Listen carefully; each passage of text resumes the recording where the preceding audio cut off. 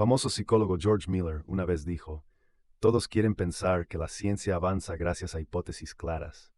Realmente progresa, pero generalmente gracias a lo que se encuentra por casualidad. En los años 60 del siglo pasado, el joven y ambicioso neurocirujano Joseph Bogan se propuso encontrar nuevas formas de tratar la epilepsia severa. Creía que la operación de división cerebral podría ayudar a los pacientes que no respondían a los tratamientos médicos. Con el apoyo del jefe del departamento de neurocirugía, Peter Vogel, Bogan inició las primeras operaciones modernas en humanos. El primer paciente elegido para este innovador procedimiento fue Bill Jenkins, cuya forma de epilepsia era resistente a todos los métodos de tratamiento conocidos. Al asumir esta difícil misión, Joseph Bogan contó con el apoyo de sus colegas, incluyendo a Roger Sperry y el joven estudiante de posgrado Michael Gazzaniga, quienes lo ayudaron a desarrollar y realizar una serie de estudios antes y después de la operación.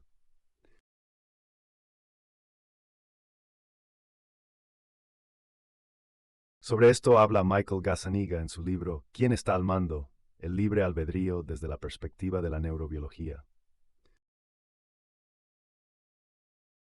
Michael Gazzaniga es un destacado neurobiólogo estadounidense, uno de los fundadores de la neurociencia cognitiva. Es miembro de la Academia Nacional de Ciencias de los Estados Unidos y ha recibido numerosos premios por su contribución al estudio del cerebro, en particular por su investigación del cerebro dividido y su impacto en la conciencia. Así que todo comenzó cuando, como parte del tratamiento de la epilepsia, se seccionó el cuerpo calloso de varios pacientes, destruyendo así el canal de comunicación entre los hemisferios del cerebro. El cuerpo calloso es un haz de nervios que normalmente conecta los hemisferios cerebrales. Tras esta operación, los hemisferios empezaron a funcionar como personalidades separadas. Aquí están los detalles de las observaciones. En uno de los experimentos de Michael Gazzaniga con el paciente Beaulieu, a quien se le realizó una división del cuerpo calloso, los investigadores buscaban entender cómo funcionan los hemisferios del cerebro por separado. Uno de los tests fue el de cubos de Coase, utilizado para evaluar las habilidades intelectuales según la escala de Wechsler. Cada uno de los 4 cubos tiene 6 caras pintadas de diferentes colores. Se le mostró al paciente una tarjeta con un patrón específico y se le pidió que lo reprodujera ordenando los cubos en el orden adecuado. Esta tarea activa ciertas funciones visomotoras, y el hemisferio derecho, responsable de la percepción espacial y la coordinación, realiza mejor este tipo de tareas. Así, la mano izquierda, controlada por el hemisferio derecho, colocaba los cubos de forma rápida y precisa.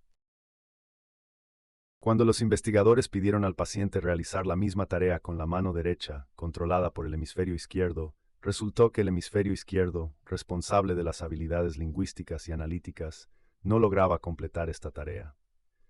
A la mano derecha le resultaba difícil entender el principio básico de disposición de los cubos para formar un cuadrado de 2 por 2, y a menudo colocaba 3 cubos juntos y el cuarto aparte. Esto era impresionante, ya que era evidente que el hemisferio derecho tenía una clara ventaja en este tipo de tareas. La situación se complicaba porque la mano izquierda a menudo intervenía para corregir los errores de la mano derecha. Por ello, los investigadores tuvieron que pedir a W. que se sentara sobre su mano izquierda para que la mano derecha pudiera actuar de manera independiente. En la parte final del experimento, se le permitió al paciente usar ambas manos, y se reveló un fenómeno interesante. La mano derecha intentaba colocar los cubos de manera incorrecta, mientras que la izquierda, controlada por el hemisferio derecho, intervenía y corregía los errores. Parecía como si dos conciencias separadas compitieran por el control de la tarea. Era como si las manos se contrapusieran una a otra, un fenómeno que los investigadores luego llamaron conflicto intermanual. Los investigadores señalaron que estudios neurológicos previos ya indicaban que los daños en el hemisferio derecho afectan la capacidad de dibujar objetos tridimensionales, como un cubo. Esta observación se confirmó cuando W. podía dibujar un cubo con la mano izquierda, pero no con la derecha. Se unió a los experimentos un psicólogo llamado Dr. Edwards, a quien a veces llamaban el viejo papá Edwards. Realizó pruebas utilizando métodos estándar de Wechsler, y los resultados fueron sorprendentes, ya que al trabajar solo con la mano derecha, no lograba reproducir el patrón correctamente, pero con la mano izquierda lo hacía perfectamente. Cuando los resultados del experimento fueron mostrados a Roger Sperry, quien tenía la costumbre de reaccionar con cautela y escepticismo, comentó que el paciente podría haber aprendido a realizar la tarea con el tiempo. Sin embargo, las diferencias en la realización de la tarea con la mano izquierda y la derecha eran tan notables que no podía ser solo una cuestión de entrenamiento. Con el tiempo, estos experimentos mostraron que aunque en algunos pacientes no se observaban tales diferencias, en el caso de W.H., estas persistían durante 2 años, confirmando la conclusión de que la separación del cerebro afecta la capacidad de cada hemisferio para procesar diferentes tipos de tareas e información de forma autónoma. La interacción de los sentidos y los movimientos es clave para comprender el funcionamiento del cerebro dividido. Las investigaciones modernas han permitido a los científicos identificar diversos mecanismos implicados en la realización de tareas específicas, aunque al inicio de estos estudios esto no era evidente. Joe Bogen observó que otros pacientes del grupo de California no mostraban diferencias tan notables entre las manos durante la prueba de los cubos como en el caso de W.Go. Esto planteó una cuestión importante: ¿por qué algunos pacientes tenían resultados tan diferentes? El estudio de estas particularidades individuales permitió comprender mejor el funcionamiento del cerebro. En ese momento, los investigadores del laboratorio estaban fascinados por el problema de la coordinación sensomotora en gatos, monos y humanos. Se sabe que cada uno de los hemisferios cerebrales divididos controla mejor la mano opuesta. Colwyn Trevarthen, que entonces era investigador en Caltech, realizó una serie de experimentos con monos que demostraron que cuando una mano realiza una tarea, es el hemisferio opuesto el que aprende. El hemisferio correspondiente al mismo lado, aunque recibe la misma información, no aprende. Sin embargo, si se cambiaba de mano en la realización de la tarea, el otro hemisferio rápidamente comprendía cómo realizarla. Esto demostraba la capacidad de cada hemisferio para controlar eficazmente la mano opuesta. El principal enigma residía en cómo el hemisferio controlaba el mismo lado del cuerpo. En los experimentos con W.J. era claro que los hemisferios cerebrales controlaban fácilmente las manos opuestas, pero tenían dificultades para controlar la mano del mismo lado. Esta observación favoreció la idea de la existencia de dos conciencias separadas capaces de actuar de forma autónoma. Sin embargo, con el tiempo, más y más pacientes demostraron el control de la mano del mismo lado, aunque esto requería más esfuerzo para controlar los movimientos de los dedos. Como resultado, los científicos concluyeron que en la mayoría de los pacientes el control del mismo lado se desarrollaba gradualmente. Esto fue confirmado en estudios de pacientes de ambas costas y en experimentos con animales. El exitoso control de esta mano obligó a reconsiderar las suposiciones anteriores sobre el control centralizado de los movimientos. Resultó que en el cerebro no hay un centro de mando único que controle los movimientos. Cada hemisferio podía utilizar señales del otro para formar una respuesta conjunta. La explicación de este mecanismo se volvió más clara después de que los investigadores realizaran experimentos en monos con cerebros divididos. En estos experimentos, se cubría un ojo de la criatura, y el hemisferio que recibía la información visual controlaba solo la mano opuesta. Cuando, por ejemplo, se cubría el ojo derecho y se dejaba el izquierdo abierto, el hemisferio izquierdo controlaba la mano derecha, que agarraba las uvas con destreza y rapidez. Cuando el animal intentaba usar la mano izquierda, se activaba otra estrategia. El hemisferio izquierdo orientaba el cuerpo y la retroalimentación ayudaba al hemisferio derecho a entender la ubicación del objeto. Finalmente, la mano se encontraba con el objeto y los dedos lo agarraban. Las investigaciones mostraron que la falta de especialización del hemisferio derecho en la prueba de los cubos en algunos pacientes no solo era comprensible, sino también esperada. El paciente W.H. tenía daños cerebrales adicionales, además de la interrupción de la integridad del cuerpo calloso, por lo que los sistemas responsables de la retroalimentación y el control de la misma mano funcionaban incorrectamente. Otros pacientes tenían menos disfunciones neurológicas y aprendían más rápidamente a usar estos sistemas. Cuando el grupo estudió a pacientes de la costa este, se observó que inmediatamente después de la operación, el control de la misma mano era débil, pero mejoraba gradualmente, ya que los hemisferios aprendían a ayudarse mutuamente. El proyecto de estudiar el cerebro dividido tomó mucho tiempo, pero no fue el único enfoque de investigación, pues existía la posibilidad de que se interrumpiera. Aunque el paciente W.H. fue el primero con el que comenzó el estudio del cerebro dividido, más tarde se comprendió que su caso no era el más interesante. Las funciones de su hemisferio derecho resultaron ser bastante limitadas. Sin embargo, los primeros experimentos con él ayudaron a encontrar respuestas a preguntas claves sobre los efectos de la desconexión. En particular, se demostró que las señales visuales que llegaban a un hemisferio no se transmitían al otro. Esto ayudó a precisar el esquema del sistema sensorial y a definir las capacidades del cerebro para controlar las manos. Los científicos también se interesaron en la capacidad del hemisferio derecho mudo para realizar tareas cognitivas. ¿Tiene alguna habilidad lingüística? ¿Es capaz de resolver problemas o aprender juegos simples? Durante más de 2 años, estas preguntas fueron clave. Se descubrió que el hemisferio derecho del paciente WGO tiene solo habilidades cognitivas básicas. Podía realizar tareas simples de comparación de objetos, pero enfrentaba dificultades con tareas más complejas. Por ejemplo, cuando al paciente se le mostraba la imagen de un triángulo, podía elegir la figura correcta, entre otras. Pero cuando se trataba de palabras como manzana, el hemisferio derecho no lograba responder. La prueba de la capacidad básica de reconocimiento demostró que el hemisferio derecho actuaba de forma independiente, pero sus habilidades eran limitadas y no incluían el trabajo con palabras. Solo investigaciones posteriores en otros pacientes revelaron cierto potencial lingüístico en el hemisferio derecho. Con la llegada de nuevos pacientes, como NG y LB, quedó claro que el estudio del cerebro dividido podría ser aún más fructífero. Aunque el paciente W. Hoda sentó las bases de esta línea de investigación, nuevos casos ampliaron considerablemente la comprensión de las funciones del cerebro. Los investigadores también estudiaron si los recuerdos se almacenaban en diferentes hemisferios del cerebro en monos. Resultó que en los monos los recuerdos se almacenaban solo en un hemisferio, mientras que en los gatos en ambos por separado. Esto demostró que los recuerdos del paciente WHOA relacionados con las palabras se almacenaban solo en el hemisferio izquierdo, mientras que el derecho no tenía tal capacidad.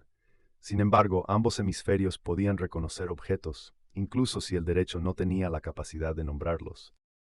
Investigaciones posteriores en monos mostraron que en diferentes individuos los recuerdos podían almacenarse tanto en el hemisferio izquierdo como en el derecho. Esto contradecía la suposición sobre la especialización inicial de los hemisferios.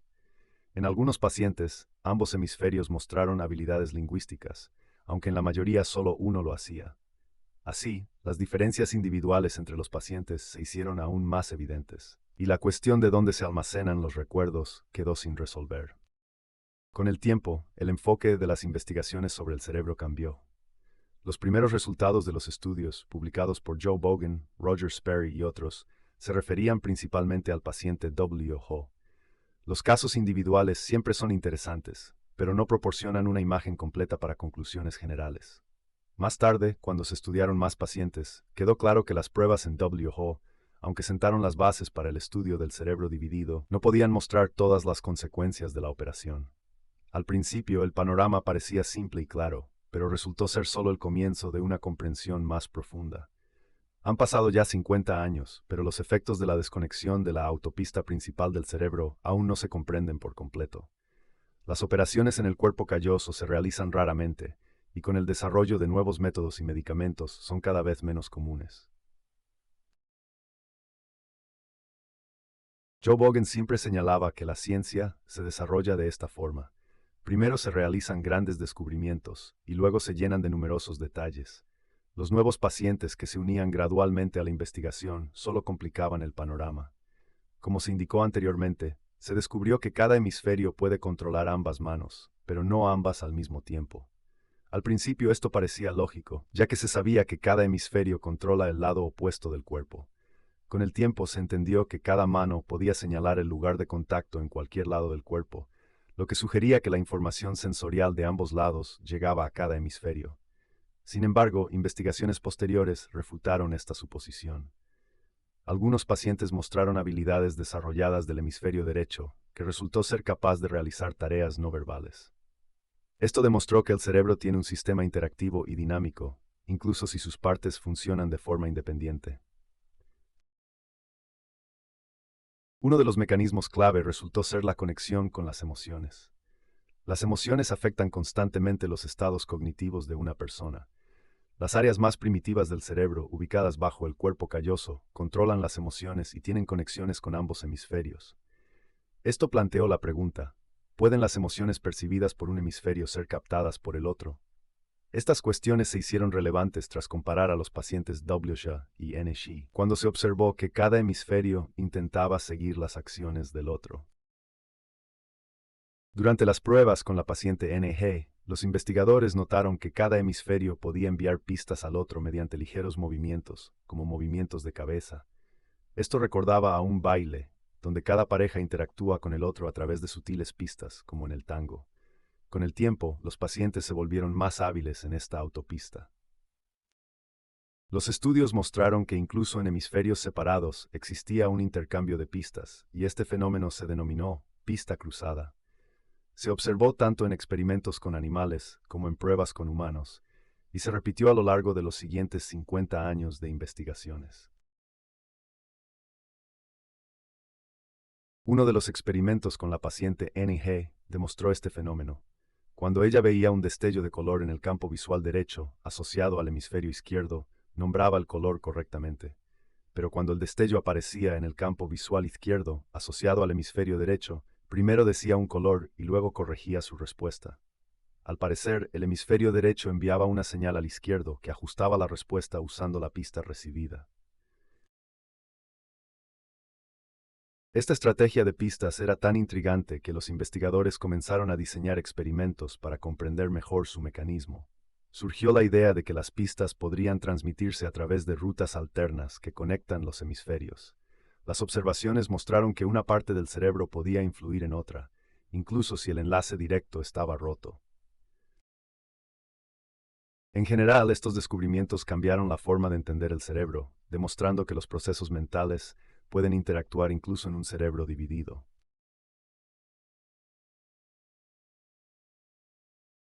El estudio de pacientes con trastornos neurológicos a menudo revela principios comunes del funcionamiento del cerebro. Por ejemplo, los pacientes casi siempre intentan realizar la tarea propuesta por el investigador, pero usan diferentes estrategias para hacerlo. La principal dificultad radica en identificar cómo alcanzan su objetivo. A veces, los mecanismos encontrados son sorprendentes. Al revisar grabaciones de los experimentos, se capturó una escena que ilustra cómo puede darse una pista cuando el paciente intenta, con una mano, replicar un gesto mostrado por la otra. Este ejemplo lo mostró Dever, una paciente con cerebro dividido que trabajaba anteriormente como contadora y era fanática de la serie Star Trek.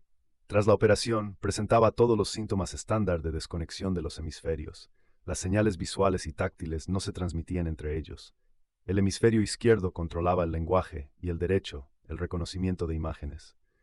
Durante la investigación, se le pidió que mostrara el gesto de un autostopista con la mano derecha, lo cual hizo de inmediato, y luego con la mano izquierda, tarea que también realizó sin problemas. Sin embargo, cuando se le pidió que hiciera el gesto de OK con la mano derecha, lo hizo instantáneamente, pero con la izquierda, con un leve retraso. Este experimento demostró que en las pruebas es importante saber cómo el paciente realiza la tarea.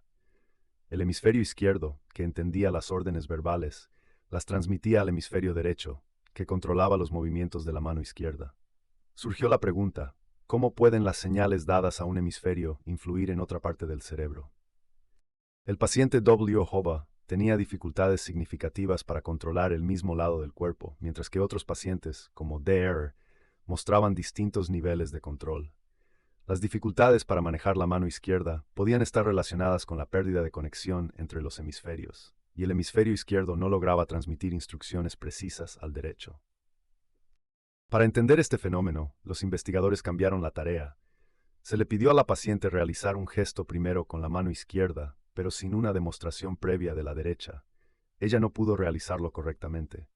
Sin embargo, cuando se le pidió que mostrara el gesto con la mano derecha, lo hizo sin problemas. Cambiar el orden de las tareas mostró que el hemisferio derecho necesitaba una pista visual del izquierdo. Para una investigación adicional, se le cubrieron los ojos y se le pidió nuevamente que realizara el gesto. Con la mano derecha completó la tarea, pero con la izquierda no, ya que el hemisferio derecho no veía el ejemplo y no comprendía la orden verbal. Esta prueba demostró las limitaciones en las conexiones entre hemisferios tras la operación y mostró cómo la desconexión afecta las acciones dirigidas. La conclusión principal fue que el cerebro, incluso cuando sus partes están desconectadas, es capaz de crear mecanismos alternativos para alcanzar una meta. Los pacientes usaban todas las oportunidades disponibles para resolver las tareas, demostrando el principio universal de autopistas que sustenta la conducta dirigida. Durante los experimentos con control sensomotor básico en el Instituto Tecnológico de California, Caltech, y más tarde en Dartmouth, los científicos se interesaron cada vez más en las capacidades del hemisferio derecho aislado, mudo. Los investigadores querían comprender lo que éste podía hacer en términos de pensamiento, percepción, comprensión y planificación. Con el paciente W. Hodja, esto era difícil, ya que el hemisferio derecho solo mostraba reacciones leves a la información que le llegaba directamente. El hemisferio izquierdo respondía a las tareas con facilidad, al igual que en las personas sanas, pero las reacciones del derecho seguían siendo débiles. Con la llegada de la paciente NG, una joven con el apoyo de su esposo, se logró profundizar en la investigación. A ella, al igual que a W. Ho, la operaron por epilepsia grave y aceptó participar en las pruebas, lo que permitió a los investigadores enriquecer su comprensión del impacto de la separación cerebral. Los resultados de las pruebas con NG revelaron nuevos matices, en particular, que el hemisferio derecho es capaz de procesar información y realizar tareas complejas sin la participación del izquierdo. Otro paciente importante fue L.B., un niño de 12 años también operado para controlar las crisis epilépticas. Resultó de gran importancia para los investigadores, ya que proporcionó nuevos datos sobre el funcionamiento del hemisferio derecho. A diferencia de W. Ho, el hemisferio derecho de L.B. respondía activamente a la estimulación, incluso si el hemisferio izquierdo estaba aislado de esa información. Durante los experimentos con NG y L.B., los investigadores comenzaron a utilizar grabaciones de video para documentar el proceso. Se observó que los objetos que sostenía la mano derecha, controlada por el hemisferio izquierdo, los pacientes los nombraban con facilidad. Sin embargo, los objetos en la mano izquierda no los podían nombrar. Fue particularmente sorprendente que imágenes e incluso palabras mostradas al hemisferio derecho motivaban a la mano izquierda a alcanzar el objeto adecuado. Esto fue la primera evidencia de que el hemisferio derecho podía realizar tareas cognitivas complejas que el izquierdo no percibía. Con el tiempo, los investigadores concluyeron que el hemisferio derecho tiene un vocabulario significativo y puede reaccionar a palabras escritas e imágenes simples. A veces incluso lograba deletrear palabras o escribirlas, aunque esto ocurría raramente. Se descubrió que el hemisferio derecho tiene habilidades lingüísticas básicas, aunque limitadas. Para verificar estos resultados, los científicos continuaron los experimentos, investigando si el hemisferio derecho respondía a estímulos emocionales. Tras los experimentos en monos, donde los estímulos emocionales intensos cambiaban la conducta, se decidió comprobar cómo funcionaba en humanos. Para ello, se recopiló una serie de imágenes, incluyendo neutrales y provocadoras. En uno de estos experimentos, a la paciente NG se le mostró una imagen que provocó una reacción emocional en su hemisferio derecho. Cuando se le mostró una imagen de una mujer desnuda, trató de disimular una sonrisa y dijo que la grabadora se veía graciosa. Esto indicaba que el hemisferio derecho reconocía el contexto emocional. Para confirmar los resultados, se repitieron las pruebas con W. Ho, pero su reacción fue completamente diferente. A la pregunta sobre la imagen, respondió de manera seria y hasta bromeó sobre las estudiantes en Caltech. Esto subrayó la importancia de evitar generalizaciones en la investigación. Cada paciente es único, y cada reacción puede ser distinta. Estos descubrimientos permitieron a los científicos entender mejor cómo funcionan las partes aisladas del cerebro y destacaron la complejidad de los procesos mentales que es capaz de realizar incluso un hemisferio separado. Esta es solo una pequeña parte de un libro que revela los fascinantes descubrimientos en neurociencia realizados por Michael Gazzaniga. Si te interesan estas historias, compra el libro, el enlace está bajo el video. Por cierto, el gato Martin esta vez durmió plácidamente durante todo el video, así que no hubo sus cínicos comentarios. El tema simplemente no le interesó, pues Martin está convencido de que los humanos no tienen cerebro. Pero no te preocupes, seguro volverá con nuevos comentarios en los próximos episodios. Denle me gusta, hagan clic en suscribirse, alimenten al gato Martín porque yo me niego a mantener a una bestia así.